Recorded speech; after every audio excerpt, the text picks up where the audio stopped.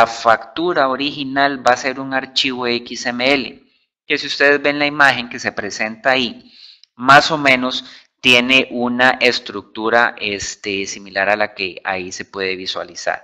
El archivo XML es un formato universal, viaja o se estructuran etiquetas de datos que son las que al final de cuentas le dan el cuerpo al documento. Establece cuáles son los campos específicos que el Ministerio de Hacienda nos ha puesto o nos ha definido para representar un documento oficial, llámese factura. Vamos a ver, aquí no hay que asustarse porque no es que son campos adicionales o etiquetas totalmente ajenas a las que ya conocemos. Si quisiéramos hacer un ejemplo gráfico es tomar una factura normal de papel y poder trasladar todos los campos que se pueden visualizar en una factura de papel convertidos en etiquetas en este archivo XML. ¿Okay? Y nos permite realizar el intercambio de información de una manera estructurada.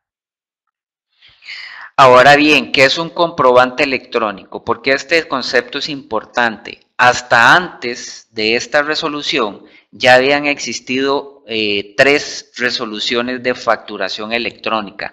Antes eran conocidas como, vamos a ver, como resoluciones de facturas electrónicas o de facturación electrónica.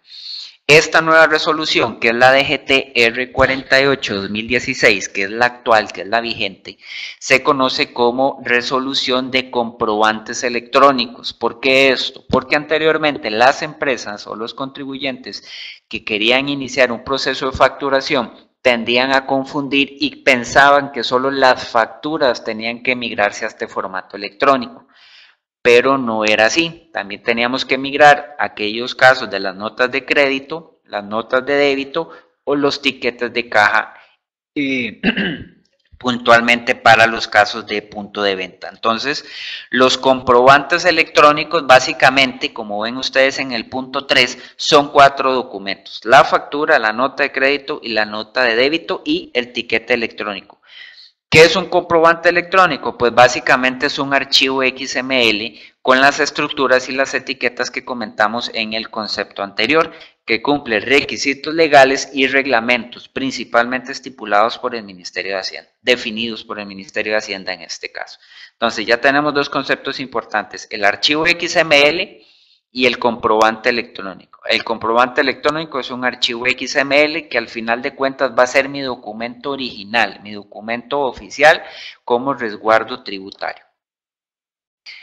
Ahora bien, ¿qué es una factura electrónica? Bueno, básicamente una factura electrónica es un comprobante electrónico, como vimos anteriormente, es uno de los documentos permitidos que se debe emitir en el mismo acto de la compra o venta o prestación de servicio. Aquí ya empezamos a meter temas o mencionar temas bastante interesantes. Antes de continuar, me gustaría hacer una aclaración, que el proceso de implementación de comprobantes electrónicos no solamente consiste en desmaterializar el documento. ¿Qué quiero decir con esto? No solamente es que elimino el papel o incluyo un archivo electrónico. La implementación de un proceso de estos, sin duda alguna, conlleva a la modificación y a la estructuración de procesos internos de las compañías o de los contribuyentes. Nos cambia la forma de operar internamente en las organizaciones. Un punto importante a rescatar acá es, como menciona ahí la filmina, es en el mismo acto de la compra o venta, de la prestación del servicio o la transmisión, la transferencia de los bienes. Ya acá yo no puedo generar facturas 2 o 3 días después. ¿Okay? Vamos a ver, lo importante aquí es que esto no es un tema meramente que salió de la resolución de factura electrónica, sino que son prácticas que ya se han debido de manejar o desarrollar o estructurar desde tiempo atrás. ¿Cuál es el punto aquí? Que ahora las facturas electrónicas son visibles por el Ministerio de Hacienda. Antes, por decirlo de alguna forma, los procesos de facturación y las actividades o las tareas que se desarrollaban en el contexto de un proceso de generación de documentos no eran visibles en línea por el Ministerio de Hacienda. Ahora sí lo van a hacer con la facturación electrónica. Ok, siguiendo con los temas acá, vamos a analizar elementos claves de la normativa. ¿Cuáles son estos elementos claves? Básicamente vamos a definir los actores que juegan en este proceso de facturación electrónica. El primer actor es el emisor receptor electrónico. Este puede ser persona física o jurídica que esté debidamente autorizado por la administración tributaria. ¿Quiénes son emisores receptores electrónicos? Bueno, básicamente todos los contribuyentes son emisores y receptores electrónicos. ¿Qué es lo importante acá? Si usted como empresario, si usted como contribuyente decide ingresar a un proceso de facturación electrónica, tiene que tener la capacitación de emitir facturas electrónicas y eventualmente recibir facturas electrónicas de sus respectivos proveedores. No es que solamente voy a incluir mi empresa en un proceso de facturación electrónica solo para emisión o solo para recepción. Todos los contribuyentes debemos de ser emisores receptores electrónicos. Ese es el primer elemento o el primer actor clave en este proceso de facturación. Ahora bien, existen aquellos casos en donde son receptores electrónicos no emisores. ¿Quiénes son estas empresas? Bueno, básicamente son todas aquellas instituciones que pertenecen a la administración pública que usualmente reciben facturas de sus proveedores o prestadores de servicio, pero no necesariamente son emisores de facturas porque no venden un servicio, no generan un ingreso a partir de una venta de un servicio. Ese es el primer ámbito para los receptores electrónicos no emisores. Y el segundo son para aquellos regímenes especiales, principalmente de zonas francas, en donde todo el 100% de su facturación se exporta. ¿Por qué son ellos receptores electrónicos no emisores? Porque probablemente las compras de sus materias primas o materiales de empaque son compradas a nivel nacional, entonces puede ser que uno de sus proveedores esté en factura electrónica, entonces tienen que tener la capacidad de recibir esa factura en formato electrónico, pero no emitir. ¿Por qué? Porque su factura hacia el exterior. Solamente aquellos casos en donde el 100% de la facturación va hacia el exterior, ni 80, ni 90, ni 85, solo el 100%. ¿Okay? También tenemos aquellos receptores manuales, que también pueden ser personas físicas o jurídicas, pero que reciben de forma manual la representación gráfica del comprobante electrónico. Les pongo un ejemplo muy sencillo. Si vamos a un punto de venta, a un supermercado, yo como consumidor final en ese momento soy un receptor manual. El punto de venta genera su respectiva factura electrónica o tiquete electrónico, pero yo soy el que recibo físicamente mi tiquete impreso. No necesariamente tengo que recibir un archivo XML en este escenario. ¿Okay? Tenemos otro elemento clave que son los comprobantes provisionales por contingencia. ¿Qué es un comprobante provisional por contingencia? Bueno, básicamente, como se menciona ahí y está subrayado, dice, solo cuando no se puede hacer uso del sistema de emisión de comprobantes electrónicos, ¿ok? Son en situaciones totalmente fortuitas, fuera del alcance del emisor. ¿Qué es lo que establece el Ministerio de Hacienda en este escenario? Básicamente dice, bueno, si su sistema de información no está en la capacidad ahorita porque presentó algún problema, el negocio no necesariamente tiene que dejar de facturar. Puede seguir facturando, pero a través de un comprobante provisional por contingencia. Que este comprobante provisional por contingencia pueden ser formularios preimpresos o plantillas generadas a partir de un sistema autoimpresor. ¿Ok? Entonces, eso es importante tenerlo claro, que solo su utilización es en situaciones fortuitas, de fuerza mayor. No es que vamos a estar constantemente en contingencia, porque si no, eso va a levantar una alerta respectiva en el Ministerio de Hacienda y pueden ser objeto de una fiscalización ya en sitio para determinar qué es lo que está pasando. Después tenemos el concepto de firma digital.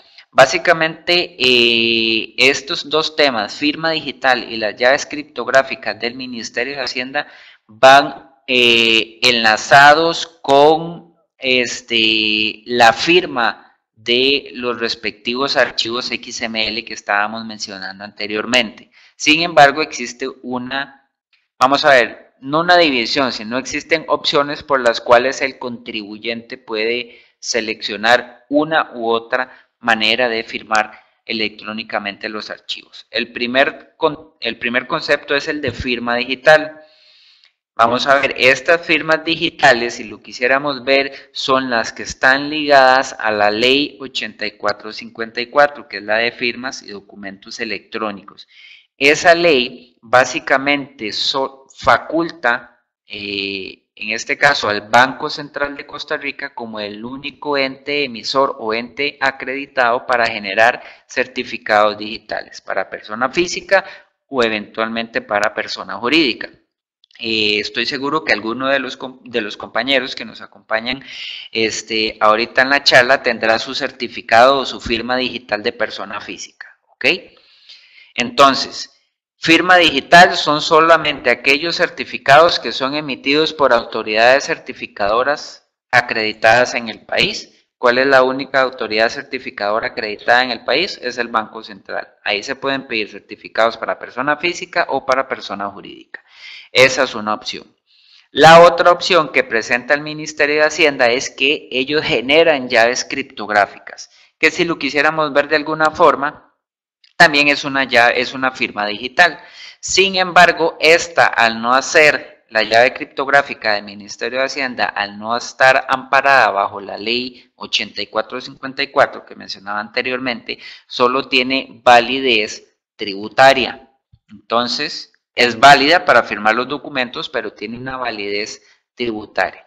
Muchos me preguntarán, Luis, pero entonces, ¿cómo me defino si utilizo firma digital o llave criptográfica? Bueno, básicamente aquí hay que analizar dos elementos importantes. Uno es el nivel de transaccionalidad, o sea, la cantidad de documentos, facturas, notas de crédito, notas de débito que su empresa genera por minuto, por semanas, por mes, porque principalmente los documentos, perdón, las firmas que son generadas para persona jurídica, están diseñadas o se miden en capacidad de firmar documentos por segundo. Entonces, ese dispositivo, existe un dispositivo donde vamos a almacenar dicha firma digital y ese dispositivo tiene la capacidad de atender transacciones para poder firmar. Conforme mayor sea la capacidad de atender transacciones para poder firmar, pues así se eleva el costo del dispositivo.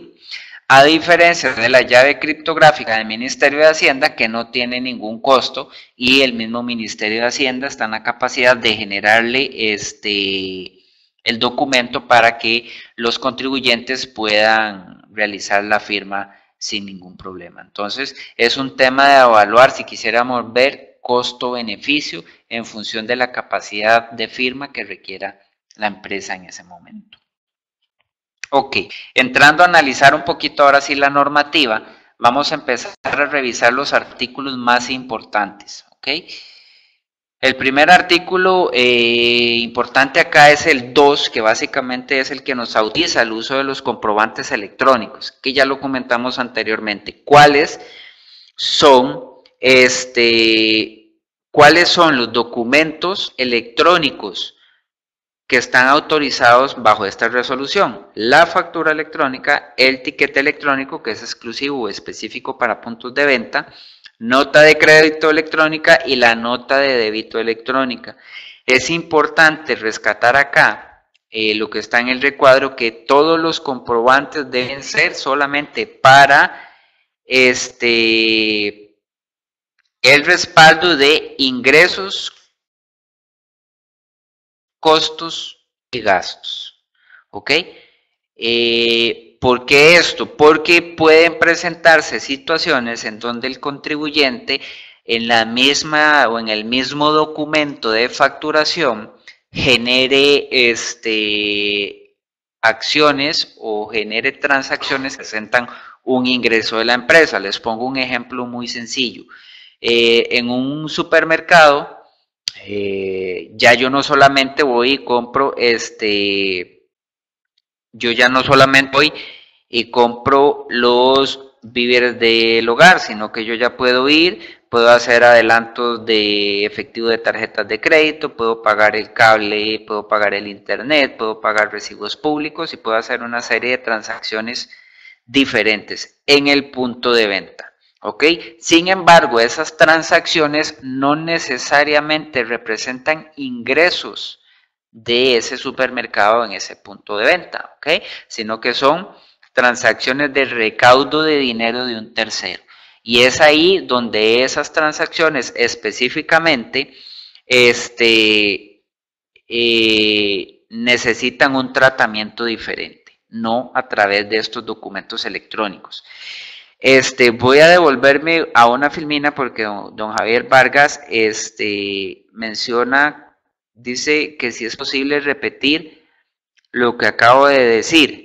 Vamos a ver, no sé si es con respecto, don Javier, al tema de certificados digitales.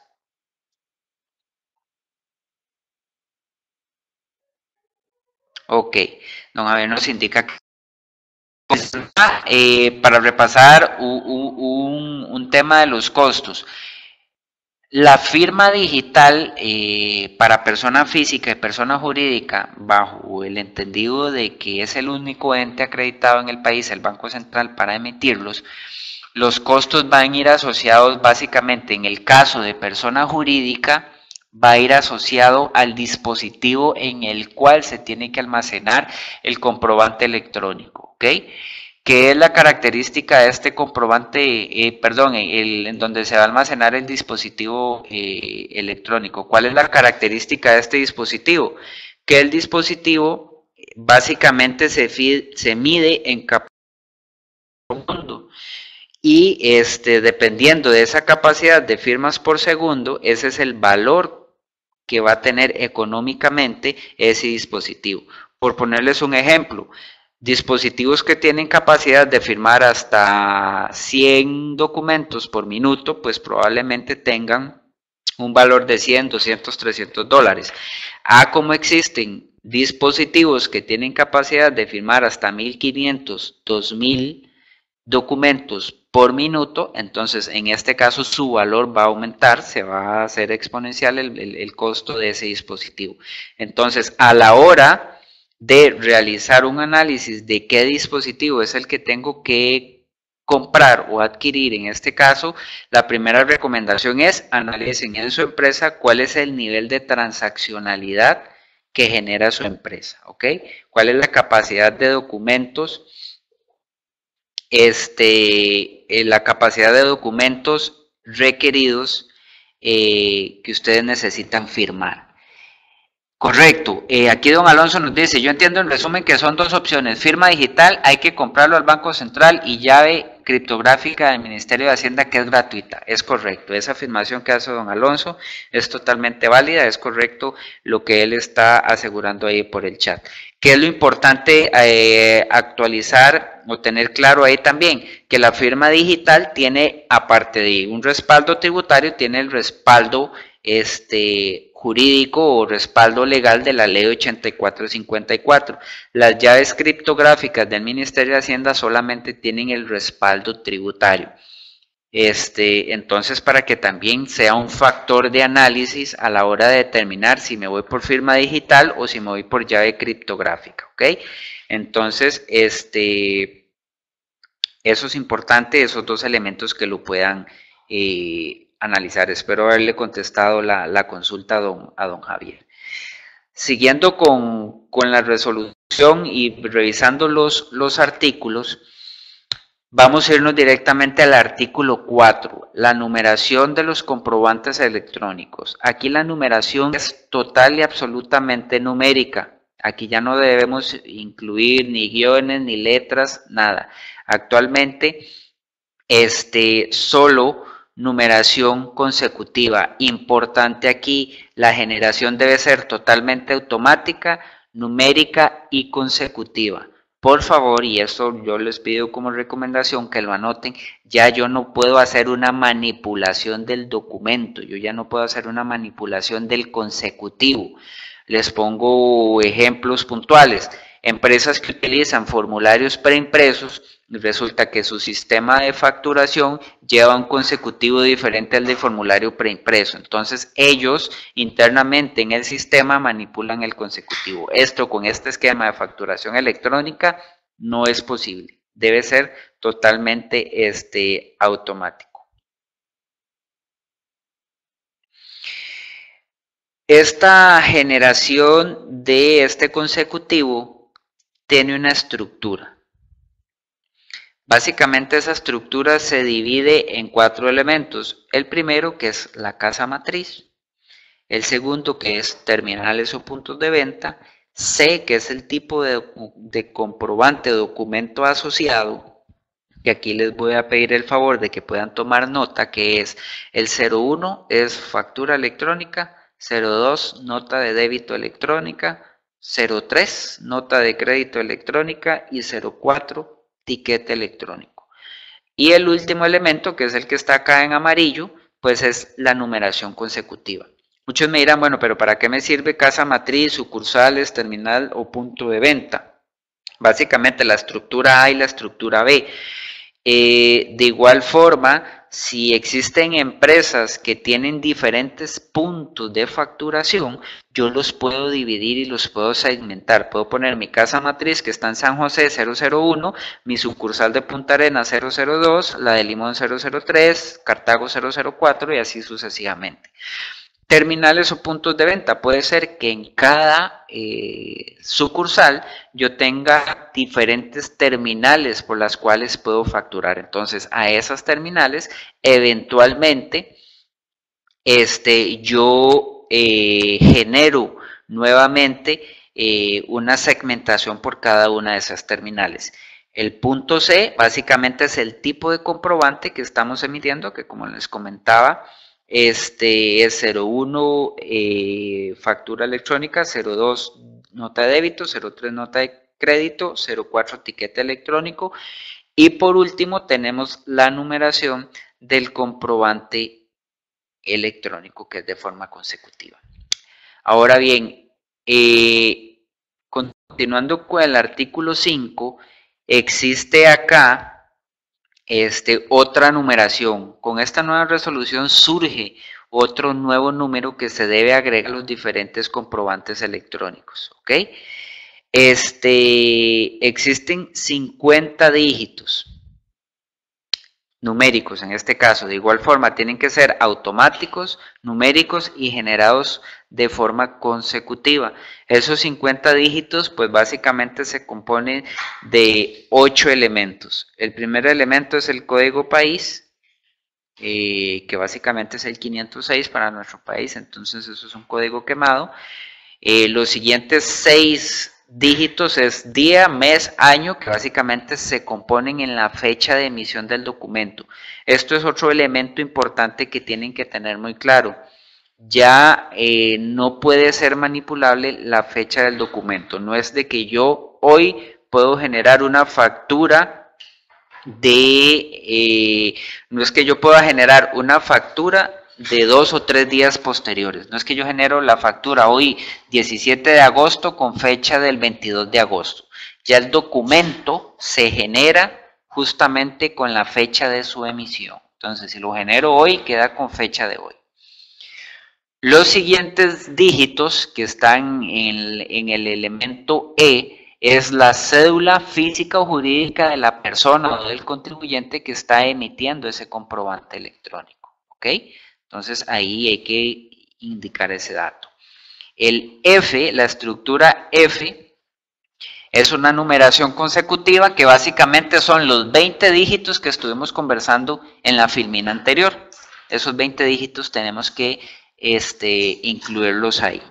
El elemento G, que es la situación del comprobante electrónico, por favor anotar esto porque es un punto bastante importante, es 1, la situación del comprobante electrónico 1 es normal, ya vamos a repasar qué significa cada uno.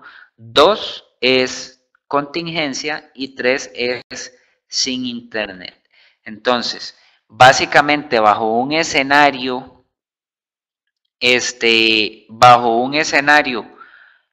normal, todos los comprobantes deberían de ir en condición o situación del comprobante 1.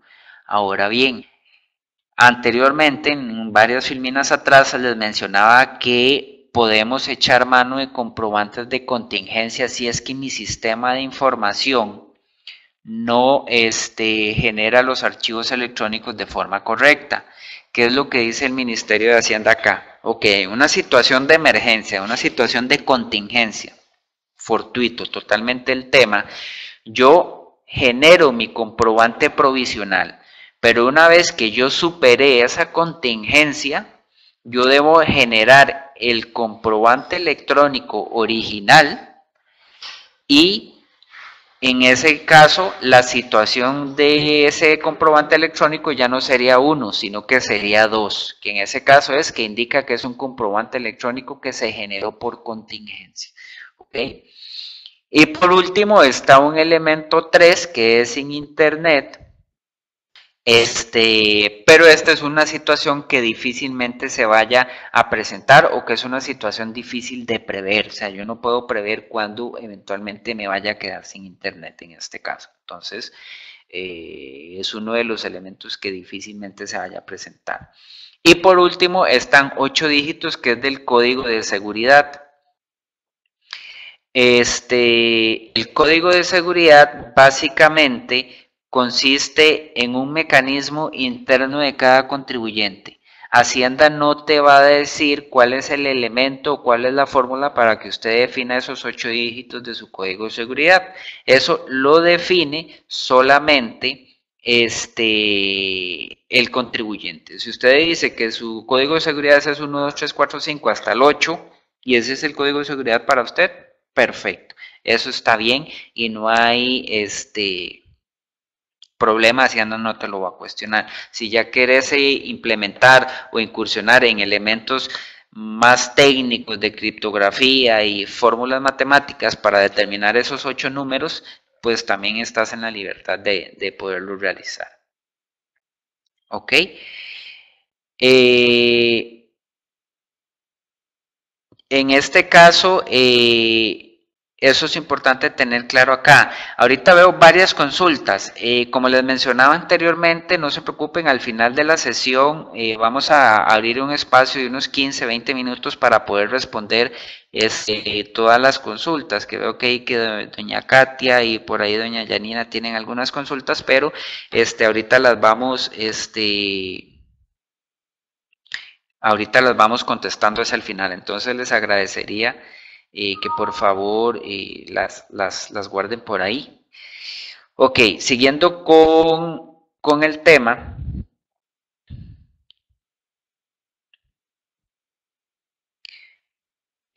Vamos a repasar el artículo 6. Ese artículo 6 básicamente habla sobre el código de respuesta QR. ¿Ok?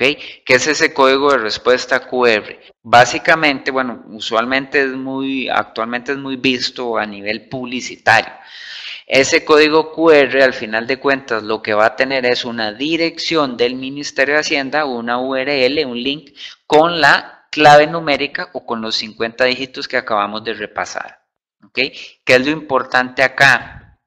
Este elemento o este requisito que solicita el Ministerio de Hacienda, que tiene que estar presente en las facturas gráficas, en la representación visual, no está activo ahorita. Hacienda, mediante un transitorio en la resolución, lo dejó, por decirlo de alguna forma, en stand-by. Todavía no es funcional porque el Ministerio de Hacienda todavía está esquematizando el servidor para poder generar el link correspondiente para que cada contribuyente eventualmente, si así lo requiere, pueda descargarse la representación visual de su respectiva factura, nota de crédito, nota de débito. Pero eso a través de ese código QR. Como les digo, eso es un elemento de momento que está en stand-by. Muchas empresas que algunos ya los están implementando, lo que hacen es, en lugar de direccionar ese código QR a un sitio del Ministerio de Hacienda, lo que hacen es redireccionarlo a un sitio interno de la empresa y que el cliente, en este caso, si desea en su momento verificar esa factura, la pueda descargar mediante ese link. Y en el momento que Hacienda ya dé el aval para utilizar ese código QR con su sitio web, con su servidor de Hacienda, entonces simplemente el contribuyente en este caso lo que podría hacer es ese cambio, digamos, de link, de ya no apuntar al servidor interno, sino apuntar al servidor del Ministerio de Hacienda. ¿Okay? El artículo 7 básicamente lo que especifica básicamente es el link sobre el cual se va a trabajar. Si ustedes ingresan a esa dirección web se van a encontrar una serie de versiones. Por favor, si lo van a revisar, revisemos la versión 4.2, que esa es la última versión. Ahí ustedes se van a encontrar todos los esquemas, se van a encontrar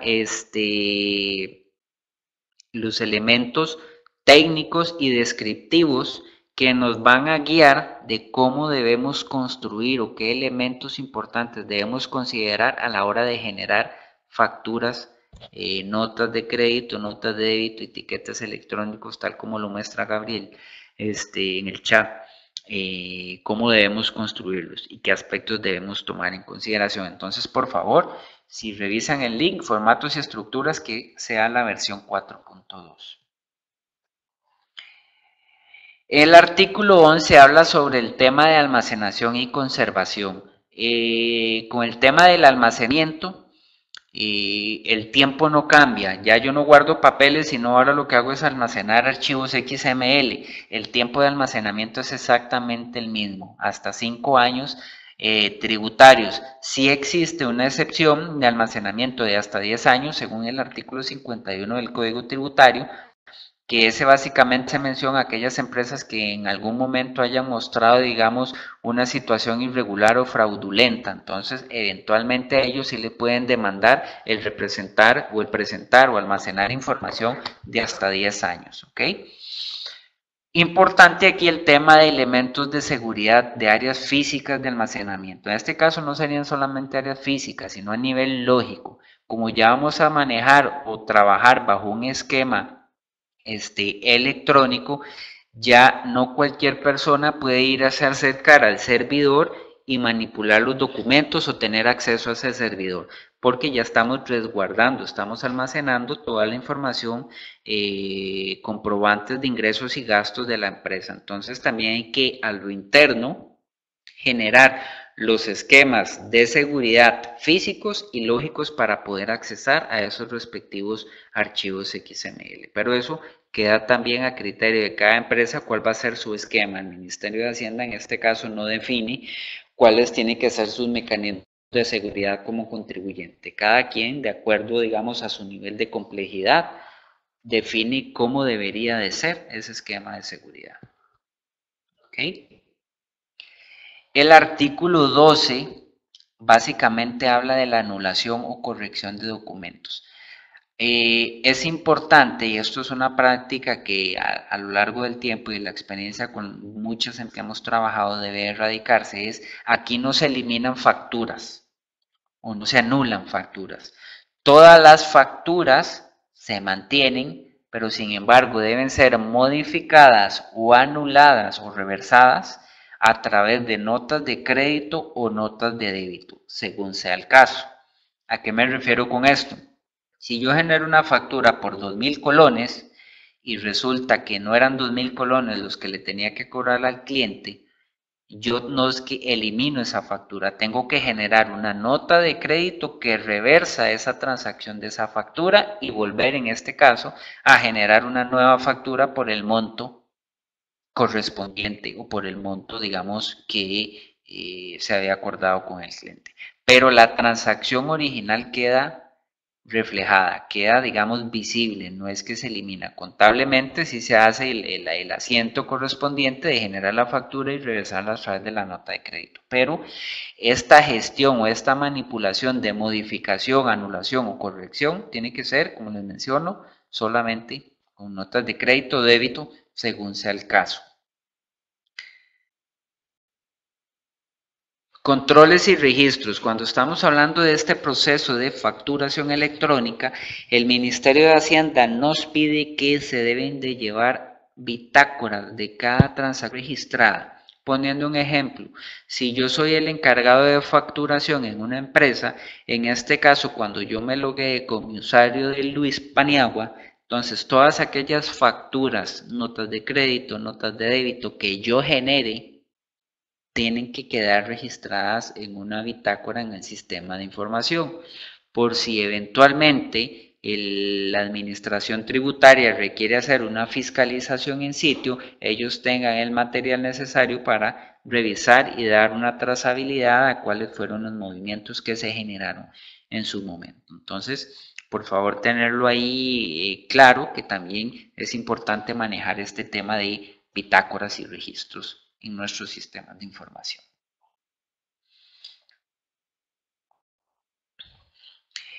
El artículo 16 básicamente lo que nos menciona es que todos aquellos contribuyentes que se acojan al sistema de comprobantes electrónicos tienen que informar al Ministerio de Hacienda esa condición, ¿ok?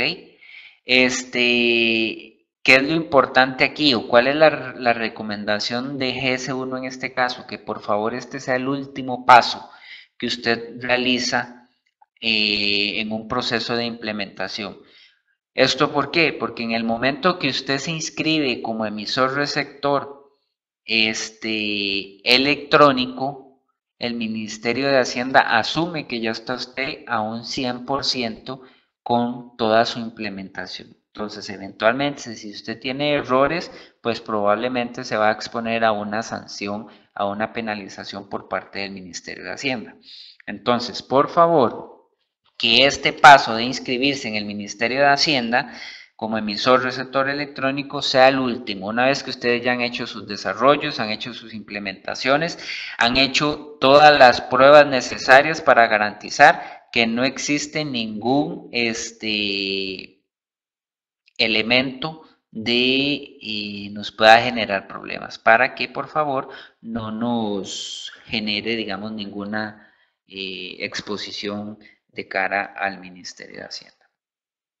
¿Ok?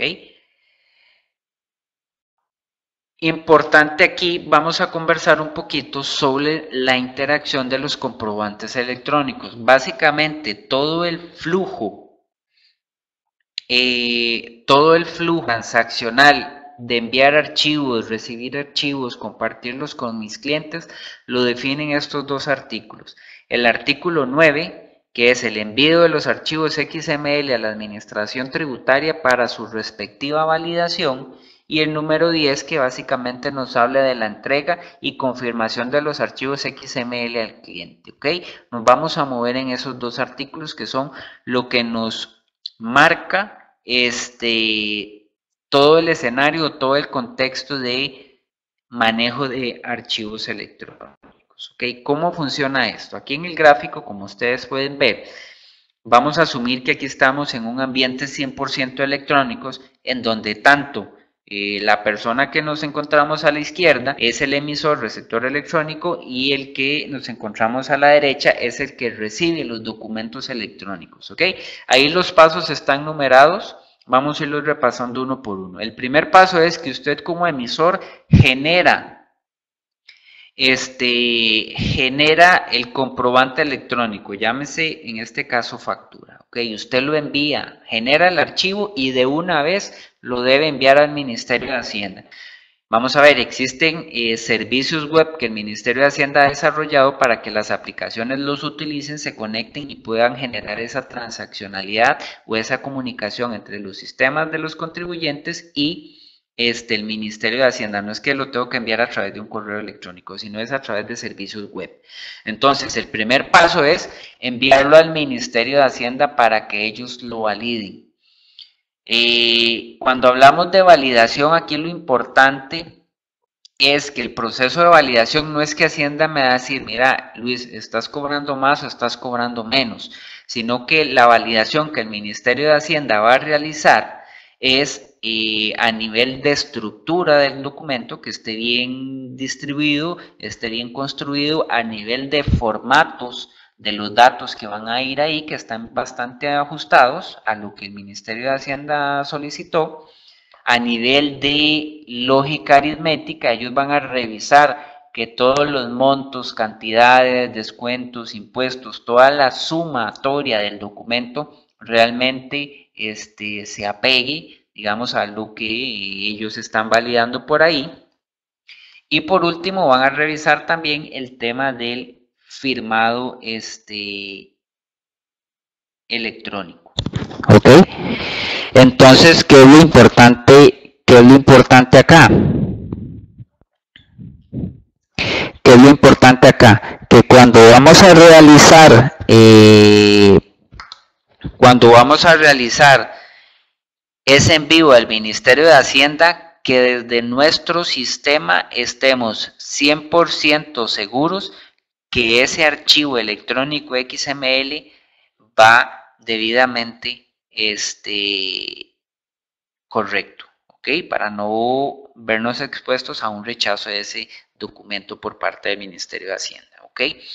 Una vez que yo envío ese documento al Ministerio de Hacienda, el Ministerio de Hacienda me va a enviar un acuse, va a enviar un mensaje de aceptación o rechazo, en donde me va a decir, Luis, perfecto, te acepto esa factura o eventualmente te la rechazo.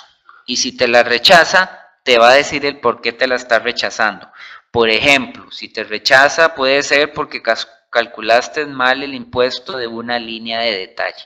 Te la puede rechazar porque en la cédula jurídica agregaste guiones y resulta que el formato de la cédula jurídica solamente acepta números.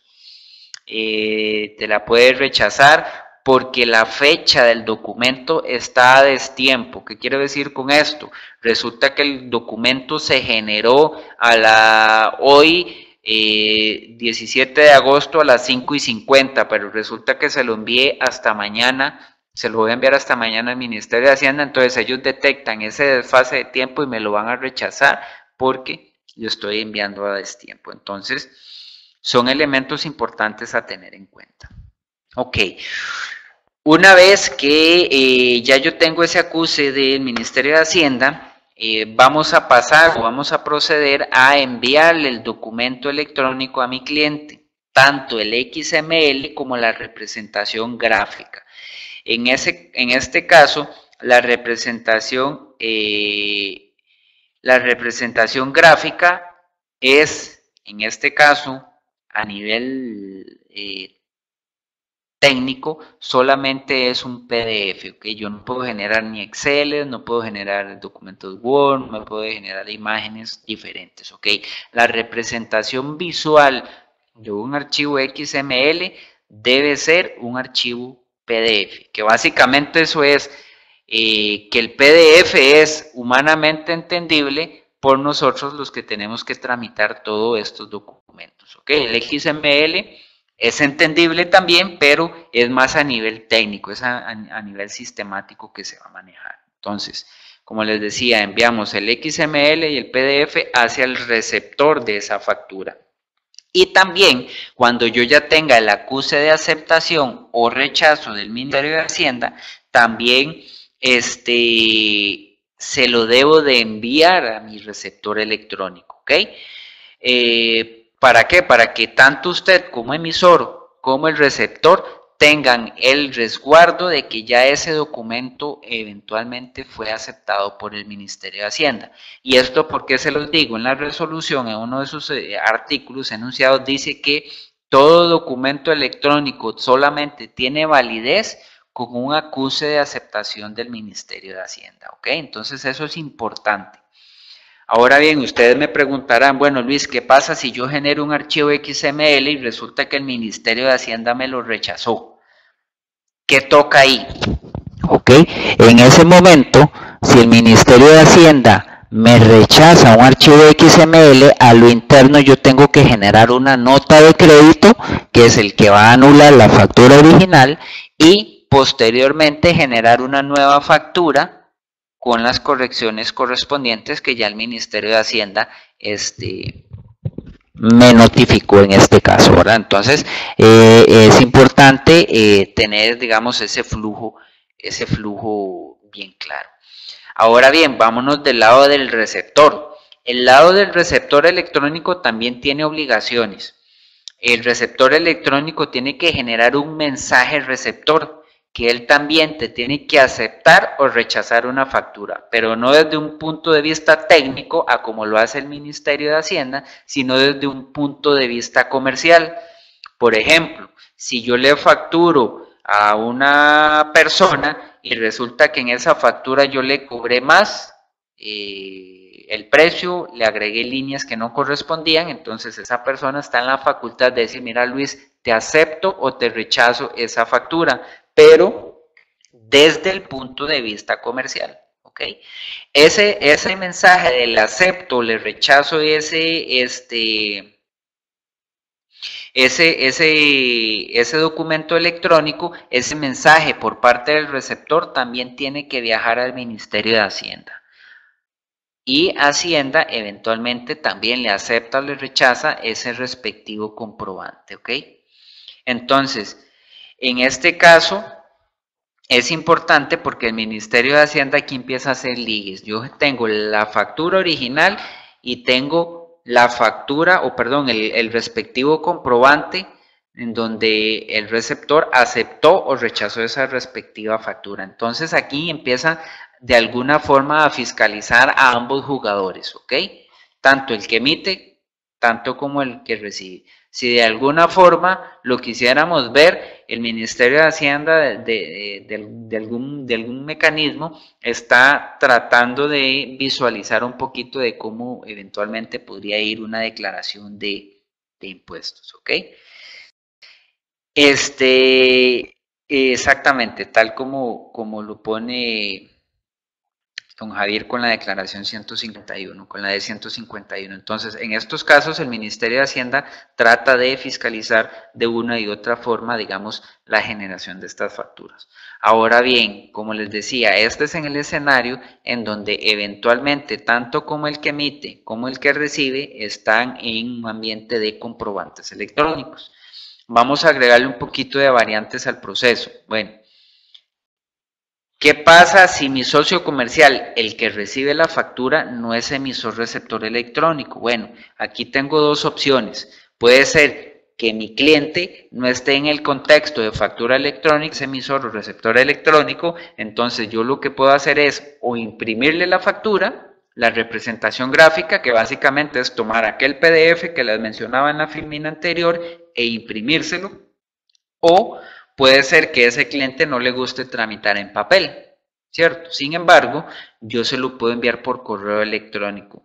Pero en estos casos tenemos que generar los mecanismos o acordar entre las partes en la relación comercial cómo va a ser el mecanismo para que ese cliente que no es emisor receptor electrónico me acepte esa factura. ¿Ok? Ya sea a través de un documento impreso que él lo firma, el recibido conforme, a través de un correo electrónico, etcétera. Y ahí el mecanismo de aceptación y rechazo, cuando mi cliente no es emisor receptor electrónico, ya queda a criterio de las partes. Vamos a ver, es como un requisito meramente en la relación comercial.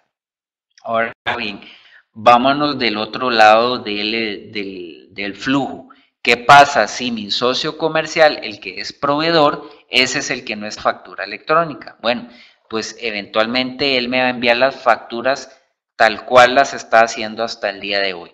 Yo, que si estoy en emisor receptor electrónico, estoy bajo el contexto de facturación electrónica,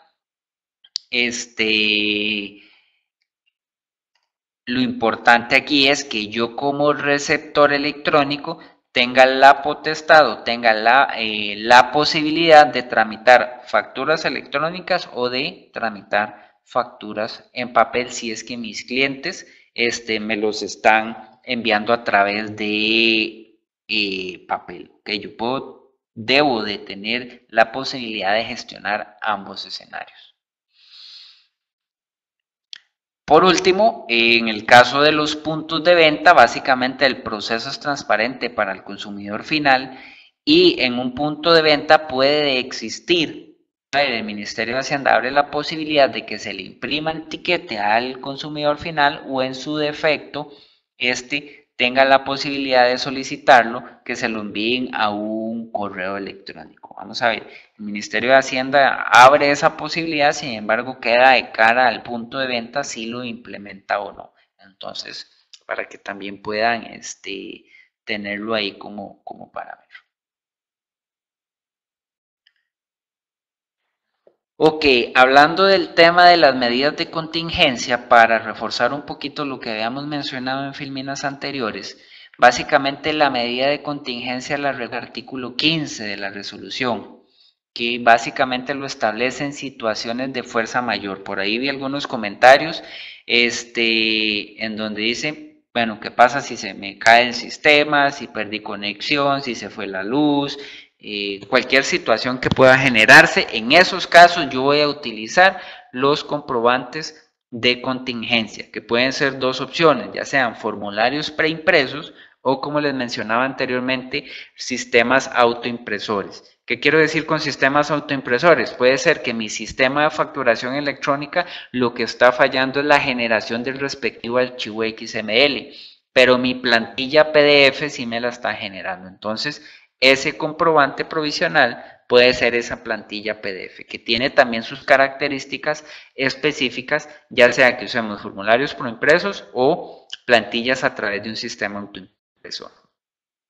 ¿Cuáles son esas características? Bueno, básicamente deben de contener la misma información de un comprobante electrónico. Y por favor, esto se los hago sugerencia, no es un tema de facturación electrónica, sino es un tema que debería de ser a través de la facturación normal, que es que la información del cliente cuando se incluye en una factura debe ser la información completa, que nos encontramos en algunos casos de procesos en los cuales hemos estado, que en la factura dice cliente Luis Paniagua y en lugar de su número de cédula lo que va es un código interno del sistema o un código interno según el maestro de clientes que tengo. Ese dato está erróneo, el dato que debería de ir ahí es el número de cédula, ¿ok? Pero, como les decía, esto no es un tema de facturación electrónica, sino es una práctica ya que estaba estipulada desde los procesos de facturación y que ahora debe, digamos, ajustarse. ¿Ok? Estos comprobantes electrónicos de igual forma deben contener una leyenda que indique comprobante provisional en la parte superior del documento y no debe de tener caracteres inferiores a 3 milímetros. Y este último punto es importantísimo. Este comprobante tienen que agregar al final una leyenda que diga este comprobante no puede ser utilizado para fines tributarios, por lo cual no se permitirá su uso para respaldos de créditos o gastos, ¿ok? ¿Qué es lo que queremos decir aquí?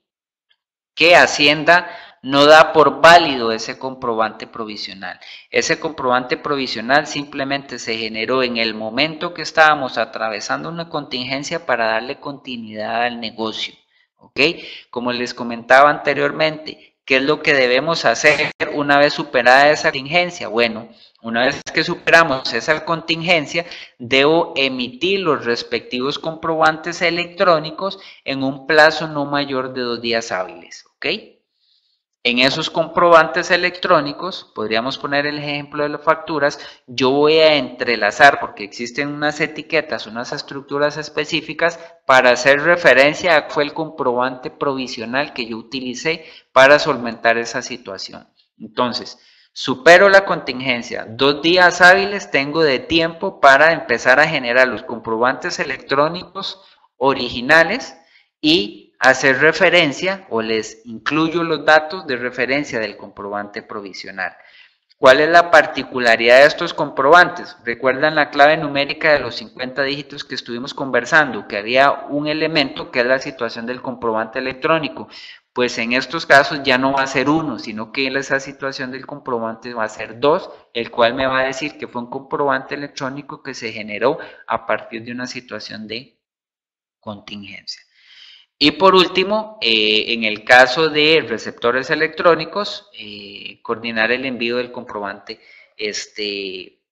con el respectivo receptor o con el respectivo destinatario de ese documento. ¿Ok? Esos son más importantes acá. Y el último temita que les traía por acá, el último punto que quisiera revisar es el contexto y la aplicación de la obligatoriedad. Ok, esta ha sido la única resolución desde el 2003 que se empezaron a generar resoluciones de factura electrónica que ya habla de obligatoriedad de quienes deben emitir este tipo de comprobantes. Básicamente la obligatoriedad se encasilla en dos grupos, si quisiéramos llamarlo así. Todas aquellas personas físicas o jurídicas que ya se encontraban trabajando con la normativa anterior, con la resolución del 2009 de facturación electrónica, todos ellos ya deberían de estar bajo este nuevo esquema de facturación electrónica, ¿ok? Ese es el primer segmento. Y el segundo segmento son los grandes contribuyentes y grandes empresas territoriales. Esos son los primeros obligados a utilizar facturación electrónica en el país. Vamos a ver, no es que todos deben de salir corriendo a implementar facturación electrónica.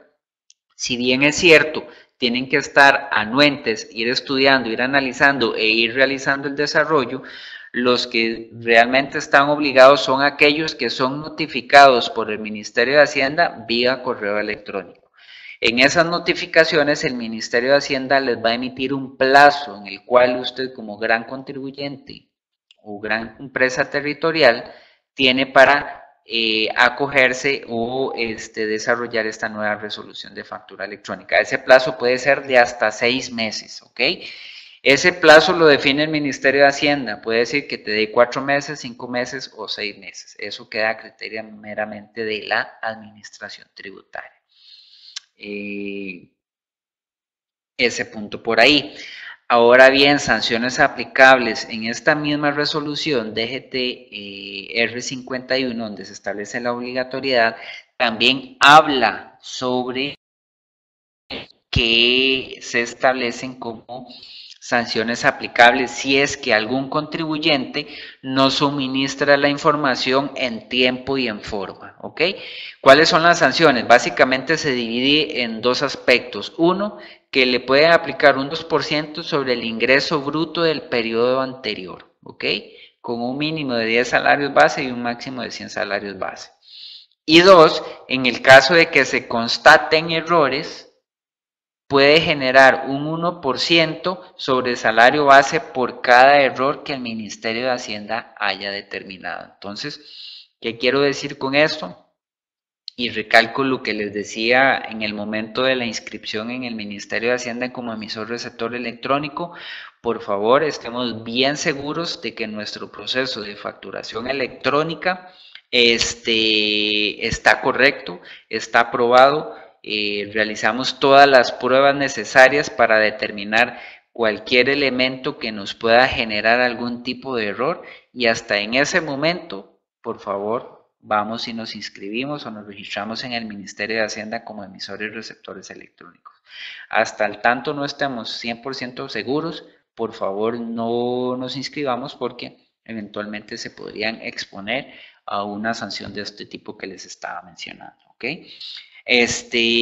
Básicamente aquí revisamos los elementos muy rápido sobre factura electrónica. Esta charla da para hablar 3 horas más acá sobre el tema, porque realmente lo interesante de esta charla de facturación electrónica es empezar a conocer las situaciones de los empresarios, de las empresas, de los contribuyentes y determinar o establecer un pensamiento crítico en función de cómo esto se adapta a cada uno de los procesos de facturación, a los procesos comerciales de cada una de las empresas. Como les decía al inicio, aquí la idea es darles una noción bastante clara sobre el proceso, sobre conceptos importantes para que ustedes puedan documentarse. Y eventualmente nos puedan nos puedan consultar sin ninguna duda. Entonces, en este momento vamos a abrir 15 minutos 15 minutos para el tema de las charlas y los compañeros acá del Banco Nacional me van a colaborar un poquito para manejar este tema. Entonces, por favor, los que tengan alguna consulta, les agradezco nos lo pueden hacer, por favor.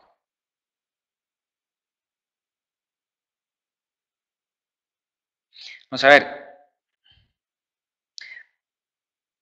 Voy a empezar con la de Laura Ortiz a través del chat que dice qué tipo de bitácora o registro se debe llevar. Bueno, básicamente es el usuario y el nivel de transacción que estaba haciendo. Esto básicamente se lleva a nivel de sistema de información, a nivel de base de datos. Es decir, bueno, el usuario de Luis Paniagua,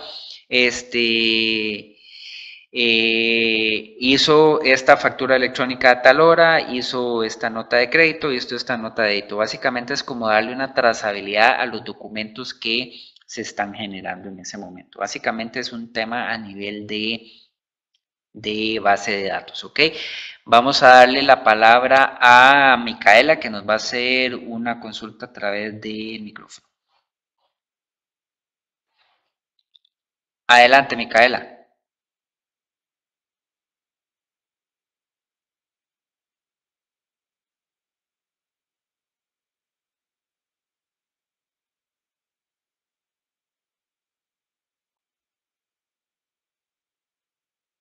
Micaela, creo que no nos escucha. No nos escucha, no nos escucha Micaela, ok. A ver, con Laura Ortiz, vamos a hacer el intento con...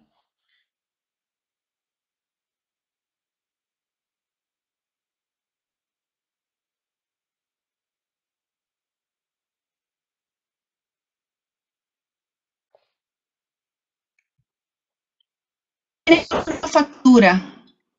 Aló, Laura. Sí, gracias. Mire, si yo genero una factura, si yo genero una factura a un receptor que no está registrado, ¿cómo hace Hacienda para comprobarlo? En ese caso, si el receptor, gracias por la pregunta, Laura, en ese caso, si el receptor no es un receptor electrónico inscrito, ese receptor no está en la obligación de generar ese acuse de aceptación o rechazo. El acuse de aceptación y rechazo son solamente para aquellos, ya sea receptores electrónicos o receptores electrónicos no emisores. Pero si soy yo uno manual, no estoy en la obligación de generar ese comprobante de aceptación y rechazo. Perfecto, gracias. Con gusto.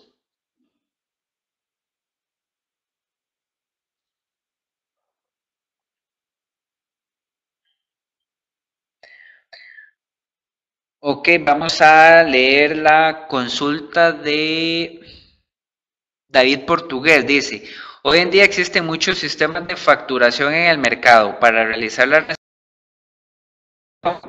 Para cada uno de los sistemas, ustedes dan los requerimientos para hacer esa conexión. Imagino que es una pequeña aplicación que desarrollan. Ok, en este caso quisiera aclarar que GS1 como tal no es un desarrollador de software. Nosotros somos asesores y consultores en el tema de facturación electrónica. Nosotros lo que hacemos es analizar el contexto comercial de la empresa para encauzar el desarrollo, la implementación o la prestación del servicio de un tercero a la realidad de la empresa. Ese es nuestro servicio. Eso con la primera pregunta de don David. Y la segunda es que esa interfaz de conexión entre el sistema del contribuyente y el Ministerio de Hacienda ya están definidas justamente en el link que les mencionaba en las filminas anteriores, en donde está la versión 4.2. Ahí ellos definen los mecanismos, los servicios web que los proveedores de soluciones tienen que utilizar para llevar y traer esos comprobantes electrónicos en conexión directa con el Ministerio de Hacienda. Ok, espero haberle contestado su consulta, don David. Vamos a ver, doña Yanina Saborío nos dice dos preguntas. ¿Para cuándo ha estimado la DGT que la facturación electrónica será generalizada para la mayoría de los emisores en Costa Rica? Ok.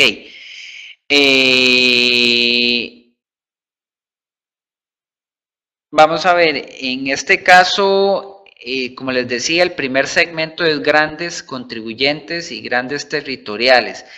Hacienda sí, en su proyección estima que a lo largo de unos 4 años ya tenga casi la totalidad de los contribuyentes incluidos en este proceso de facturación electrónica. Esa es, digamos, la estimación. Como bien sabemos, es una estimación, es una proyección que se puede alargar dependiendo de las circunstancias que el Ministerio de Hacienda defina.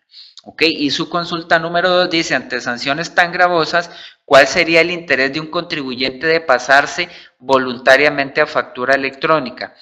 Vamos a ver, yo lo vería, doña Yanina, desde el punto de vista, no viéndolo desde el punto de vista de un incumplimiento, sino yo lo vería desde el punto de vista de aprovechar el espacio que yo eventualmente como contribuyente tengo para adaptar mi solución, para adaptar mi contexto comercial a la ejecución de comprobantes electrónicos o de factura electrónica sin necesidad de tener la presión del Ministerio de Hacienda porque ya me notificó que tengo que ir. ¿Okay? Entonces, el principal interés o el principal valor que yo le vería a eso es poder ir trabajando, si quisiera decirlo de alguna forma, tranquilo, ¿verdad? Sin que el Ministerio de Hacienda me esté respirando ahí cerca, ya con una notificación y que probablemente pueda estar más sujeto a errores ese tipo de implementaciones, ¿ok? Vamos a ver, don David me dice, ok, perfecto, ya le contesté la pregunta a don David. Doña Ana Flora Leiva dice, ¿quién sale más beneficiado? Perdón, ¿quién sale más beneficiado? ¿Hacienda o el empresario? Vamos a ver, doña Ana, en este caso, si quisiéramos hablar de beneficios, yo hablaría de beneficios incluso para todos. Obviamente, para el Ministerio de Hacienda, esto implica una fiscalización más activa e implica una mejora en el recaudo de los impuestos. Ojo que no estamos hablando de erradicar la evasión de impuestos, pero sí definitivamente va a mejorar la recaudación respectiva de los impuestos. ¿Ok? Eso con tu primera pregunta de cara a Hacienda. Y de cara al empresario, doña Ana, aunque no lo creas, hay empresas que utilizan el proceso de facturación electrónica para una reorganización interna. Como mencionaba al puro inicio del proceso, esto mejora la captación de recaudo de créditos hacia mis clientes, reestructura mis procesos internos que definitivamente en algunos casos no necesariamente se ejecutan de la mejor manera, entonces lo llega a estructurar, reorganizar de forma indirecta. Si quisiéramos verlo desde el punto de vista económico y ambiental, pues ya no requiero gestionar, digamos, el almacenamiento de papel, que dependiendo del volumen de documentos que usted genere, he visto empresas que incluso hasta tienen que alquilar bodegas para almacenar papeles que a lo largo de 3, 4 básicamente ni son legibles los documentos. Entonces, esos son algunos de los beneficios si lo quisiéramos conversar o atañirlos de alguna manera, ¿ok? Doña Heidi me dice, ok, vamos a ir en orden. Don Alonso me dice, ¿hay algún ambiente de pruebas para ver si el Ministerio de Hacienda tiene un ambiente de pruebas en el cual ustedes pueden solicitar y hacer pruebas con sus sistemas de información e incluso pueden solicitar llaves criptográficas para realizar pruebas? Eso lo pueden hacer al correo fe@hacienda.go.cr, ahí pueden realizar las respectivas solicitudes de conexión para el ambiente de pruebas y certificados electrónicos. Ok, doña Lucía nos dice, por error de conexión no escuché la respuesta a la pregunta de doña Yanina sobre los beneficios. Doña Lucía, ¿me podrías confirmar? Seguimos con la de Laura Ortiz. ¿Cuánto dura Hacienda en responder cuando enviamos la factura para que la validen? Vamos a ver. El ejercicio que se ha hecho con empresas que incluso ya están en producción con Ministerio de Hacienda, las respuestas básicamente son en segundos y minutos en algunos casos.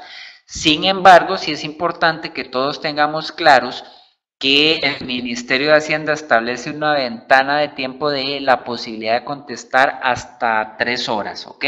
Ellos se juegan ese chance por si eventualmente tienen alguna dificultad o presentan problemas en su plataforma tecnológica, pero al día de hoy la comunicación es bastante estable, bastante buena y los tiempos de respuesta, como te mencionaba, son a nivel de segundos y minutos, ¿ok?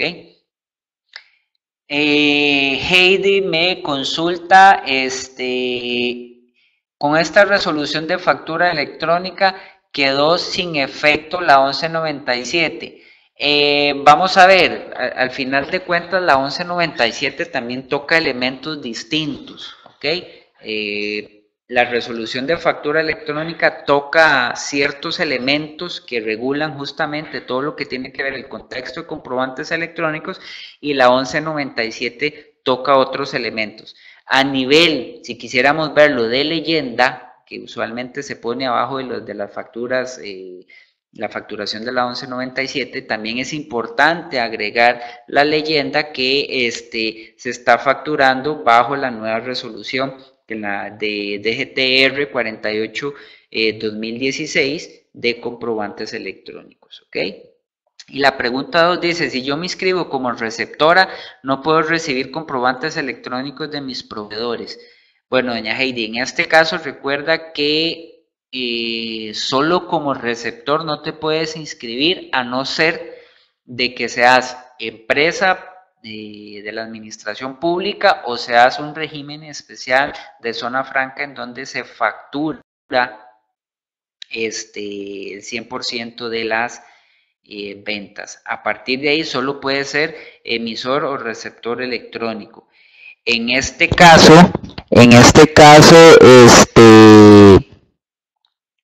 como emisor receptor electrónico, sí tenés que recibir los documentos de tus proveedores electrónicos, ¿ok? Si te envían una factura electrónica, tenés que recibir en este caso los documentos, ¿ok?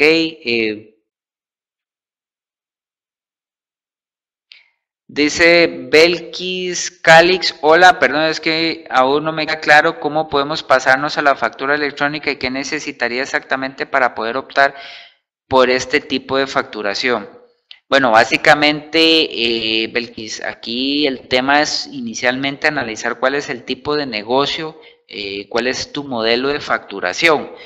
Básicamente lo que tenés que tener es un sistema de información que te permita generar los respectivos archivos XML según lo establece la normativa de facturación electrónica. ¿Ok? A partir de ahí ya te puedes inscribir como emisor receptor electrónico en este caso. ¿Ok?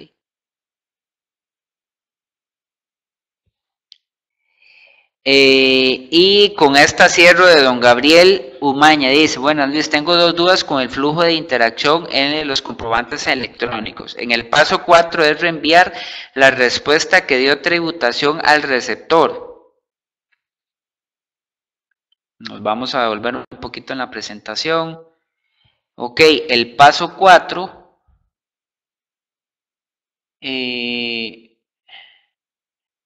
el paso 4, sí, correcto, es enviar la respuesta que dio tributación al receptor, eso es correcto. El paso 5 y 7 es el mismo documento, no. El paso, bueno, sí, perdón, el paso 5 y 7 es el mismo documento porque es el acuse de aceptación y rechazo que me dio mi receptor desde el punto de vista comercial. Y una vez que Hacienda me lo ha aceptado, yo se lo envío a la persona que emitió la factura original, porque ese es un resguardo de que yo comercialmente le acepté o le rechacé esa factura. Es correcto, don Gabriel, su apreciación. La ley especifica el formato de este documento, es correcto. Todos los mensajes que ustedes ven ahí, factura, nota de crédito, débito, tiquete electrónico, el mensaje de Hacienda y el mensaje de receptor están debidamente normados y especificados sus esquemas y sus formatos en esta nueva resolución. Es correcto. Ok, de mi parte agradecerles el tiempo, el espacio. Sé que muchísimas consultas. Sin embargo, ya el tiempo nos ganó, pero sí, con muchísimo gusto, a través de los compañeros del Banco Nacional, les vamos a compartir la presentación. Les vamos a compartir la presentación y quedamos a la orden. Para cualquier duda, consulta, por favor, pueden acercarse a las oficinas de GS1, preguntar por mi persona, Luis Paniagua, y con muchísimo gusto estaré a la orden para poder atender ya más puntualmente y con más detalle sus dudas.